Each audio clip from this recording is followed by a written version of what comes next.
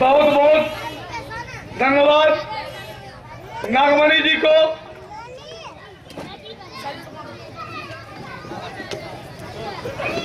अब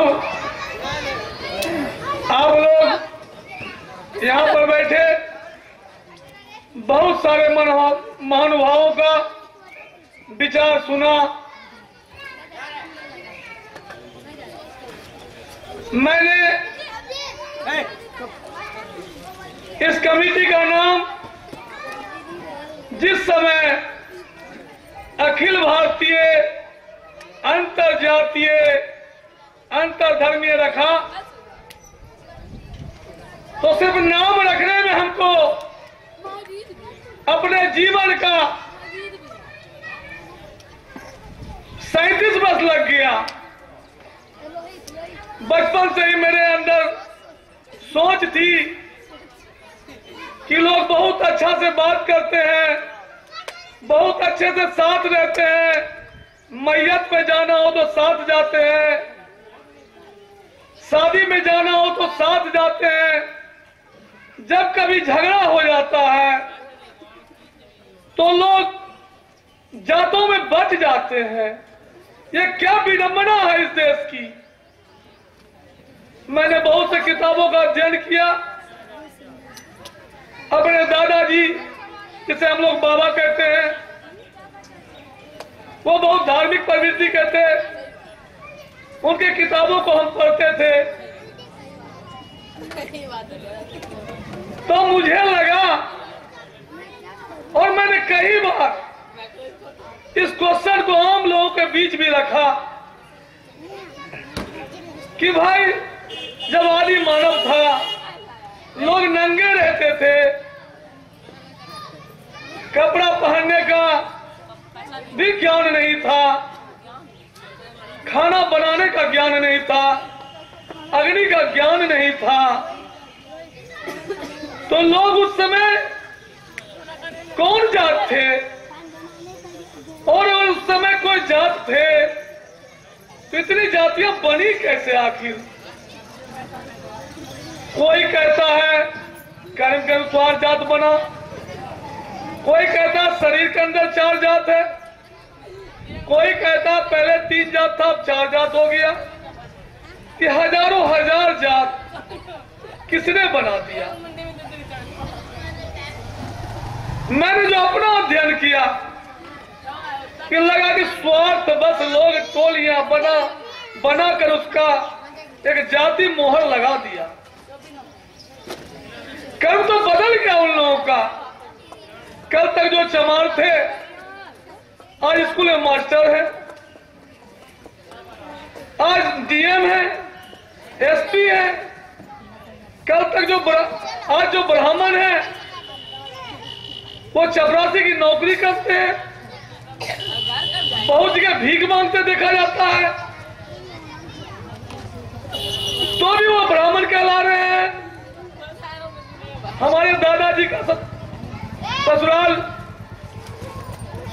नूर से जो शायद अभी नालंदा में पड़ता है वहां था, तो बहुत से ब्राह्मण लोग रहते थे। तो मजाक में कहते थे उनको कि ब्राह्मण का मतलब समझते भी है, क्या कहते हैं ब्राह्मण है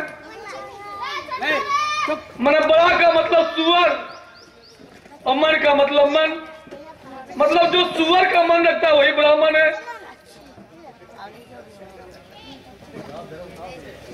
तो आप बड़े से में मजाक किया करते थे क्योंकि ससुराल था। लेकिन जब मैंने शंकराचार्य का जीवनी पढ़ा, सारा ज्ञान उनको हो चुका था, तो 3 सुअर को लेकर वो आगे शंकर भगवान एक डोम के भेद पे जा रहे थे। सामने से शंकराचार्य की टोली जा रही थी। सब लोग उनके जो चेले चटिया थे कह रहे थे हटो हटो हटो, लेकिन इसके बावजूद भी आमना सामना हो गया। तो उन्होंने कहा कि भाई किसको हटने के लिए कह रहे हो, मैं या ये? मतलब तुम शरीर को कह रहे हो हटने के लिए या आत्मा को? जब 3 बार उन्होंने ये प्रश्न को दोहराया तो उन्होंने अपने दिव्य ज्ञान से देखा कि साक्षात शंकर भगवान सामने है। उन्होंने कहा मैं इसीलिए तुम्हारे सामने आया कि तुम्हारे अंदर ब्रह्म ज्ञान की कमी है। ब्रह्म ज्ञान का मतलब है कि सारा ब्रह्म का जिसको ज्ञान हो जाए वही ब्राह्मण है। ब्रह्म का ज्ञान नहीं है, ब्राह्मण है। सब लोग पैर छू रहे हैं और जिसको ब्रह्म का ज्ञान उसको पूछने वाला कोई नहीं है। यह विडंबना है आज के समाज की। सारा ब्रह्म एक है, जड़ चैतन्य एक है, जीव निर्जीव सब एक है। ये सारे जो सृष्टि और कायनात है ये सब एक है। इसको कई बार श्री कृष्ण ने विरध रूप का जब प्रदर्शन किया तो अर्जुन से भी कहा है, अर्जुन तुम जिस पुत्र के वियोग में चिंतित हो वो देखो कई बार तुम्हारा पिता रह चुका है। किसके लिए तुम चिंतित हो? तो मेरे भाई ये विडंबना है जातिवाद का। मैंने घूम घूम कर कहा जात पात का मिटे निशान, मानव देश बने महान। मुझे किसी जाति से नफरत नहीं है, जातिवाद से नफरत है। मुझे किसी धर्म से नफरत नहीं है, लेकिन धर्म के नाम पर अंधा होकर खून की होली खेलना, इससे मुझे सख्त नफरत है। मैं इसका सख्त विरोध करता हूं। मैं मानता हूं धर्म सत्य के आधार पर आधारित है। आपके अंदर जब सत्य की भावना नहीं उपजेगी आप किसी भी धर्म से प्यार नहीं कर सकते हैं। मैं तो मानता हूं कि काल में जब जब कोई चेतना जगाने वाले महापुरुष आए, उन्होंने रास्ता दिखाया, लोग उसे धर्म मान लिया। अब उसकी ठेकेदारी लोग करने लगे। ठीक हमारे विजय जी ने कहा कि लोग ठेकेदारी के नाम पर अपने बजट को बनाने के लिए धर्म के नाम पर जिहाद करते हैं। यह जिहाद है क्या? जो वतन से प्यार न कर सका वो आदमी क्या इंसान भी नहीं है। अरे मुसलमान तो वही है जो सत्य पर आधारित हो और सत्य को माने। वो जो मुसलमान में ईमान की दौलत रखता हो वही मुसलमान है। फिर जिहाद क्या?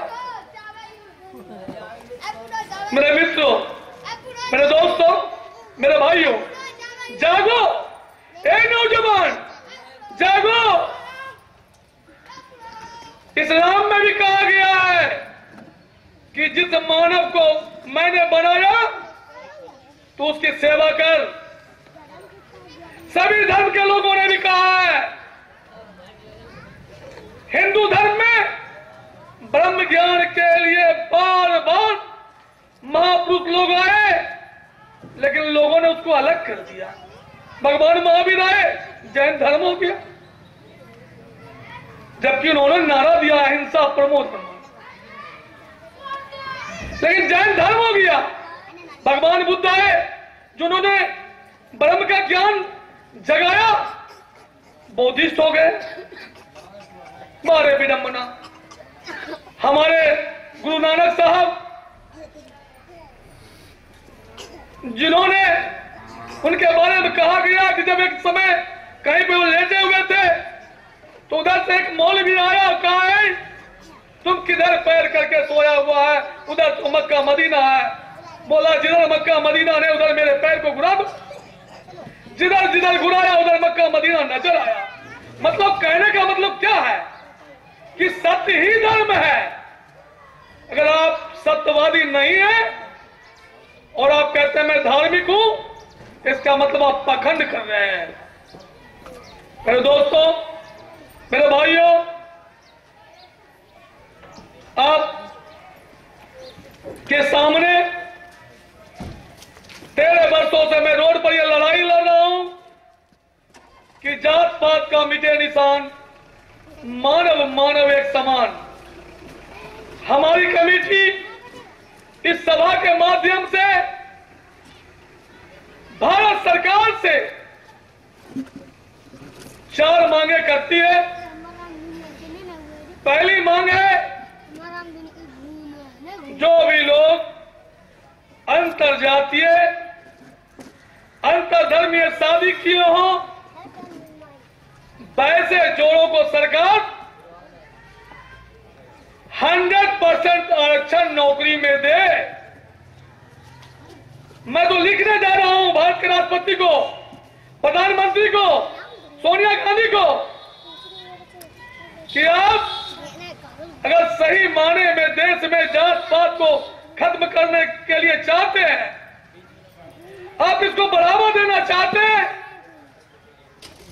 तो आप अंतरजातीय शादी अंतरधर्मीय शादी करने वाले जोड़ों को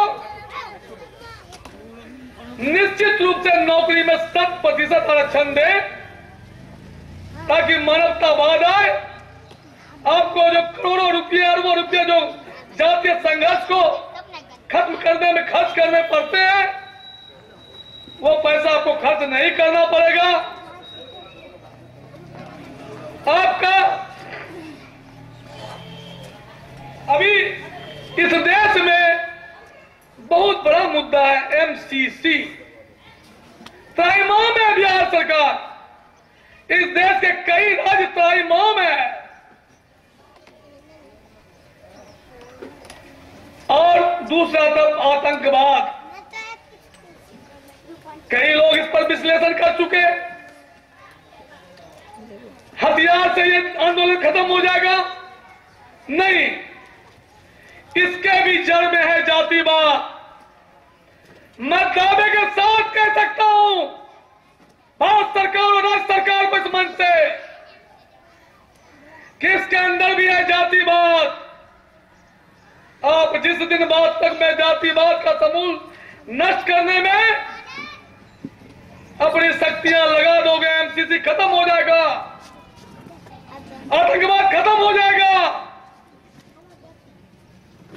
मैंने लिखा था बिहार सरकार को